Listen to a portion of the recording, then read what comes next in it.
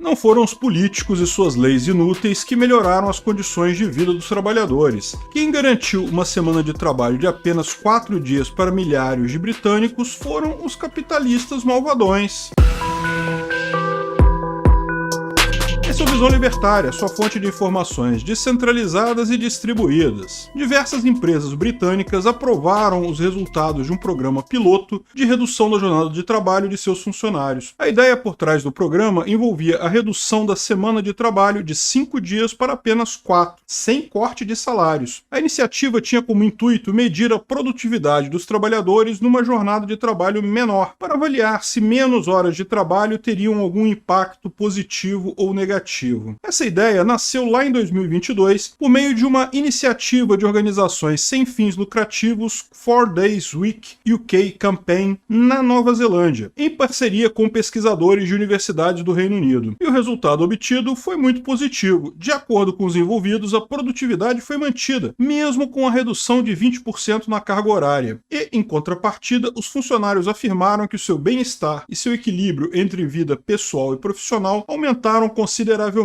Das 61 empresas que participaram do projeto, 56 decidiram manter a semana de 4 dias de trabalho, mesmo após o fim do programa piloto. Dessas empresas, 18 informaram que a semana reduzida será uma nova política de recursos humanos a ser adotada de forma permanente. Os funcionários também aprovaram esse novo modelo de jornada de trabalho. Grande parte dos 3.300 trabalhadores que participaram do programa afirmaram valorizar mais o dia extra de folga do que a própria manutenção do salário. Cerca de 15% dos funcionários afirmaram, inclusive, que nenhuma quantidade de dinheiro os faria voltar a trabalhar 5 dias por semana. A abrangência do programa ainda é pequena, participando dezenas de empresas e uns poucos milhares de funcionários. Mas a tendência é que esse tipo de iniciativa se espalhe para mais companhias, conforme os resultados forem sendo demonstrados na prática. Como vimos, os trabalhadores que participaram do experimento passaram a valorizar essa folga extra. Hoje, eles rejeitariam uma possível oferta de trabalho com um salário mais atraente se não houver igual benefício. Assim, cada vez mais, empresas poderão utilizar-se desse expediente para atrair funcionários mais capacitados ou para manter seus melhores funcionários em seus quadros. Com o tempo, esse será um diferencial das melhores companhias, inclusive do ponto de vista de marketing. Empresas tendem a dar publicidade aos benefícios concedidos a seus funcionários, porque isso lhes dá um ar de responsabilidade social perante os clientes. Além disso, num livre mercado, a concorrência é implacável. Se a produtividade dessas empresas se manteve a mesma, isso significa que elas são agora mais eficientes do que seus concorrentes. Afinal de contas, elas produzem em 4 dias o que antes produziam em 5, um aumento de 25%. E a eficiência é chave para garantir o sucesso de uma empresa no capitalismo, no livre mercado. Do ponto de vista libertário, não há nada de errado nesse tipo de iniciativa, desde que ela seja voluntária, é claro. Se as partes envolvidas concordaram livremente em alterar as condições de trabalho, então isso está de pleno acordo com a ética libertária. A coisa toda só se torna um problema quando esse tipo de medida é imposta por meio de leis estatais, quando algum político ou burocrata decide beneficiar os trabalhadores, entre aspas, por meio de aumentos salariais ou redução na carga de trabalho. Então todos acabam prejudicados. Essas políticas populistas não são baseadas em estudos que comprovam um ganho ou manutenção de produtividade para compensar o aumento salarial ou a redução da jornada, além de violar os contratos entre empregador e empregado. As empresas precisam arcar com esse custo não planejado, algo que certamente vai representar algum tipo de prejuízo para o negócio, pelo menos no curto prazo. A tendência, porém, é que esse custo acabe sendo repassado e sempre repassado para a parte mais fraca da relação, que tipicamente é o empregado. Isso sempre acontece. Os trabalhadores terão que pagar esse tipo de intervenção estatal com salários menores ou perdendo vagas de emprego. No fim das contas, ninguém ganha nada com as leis trabalhistas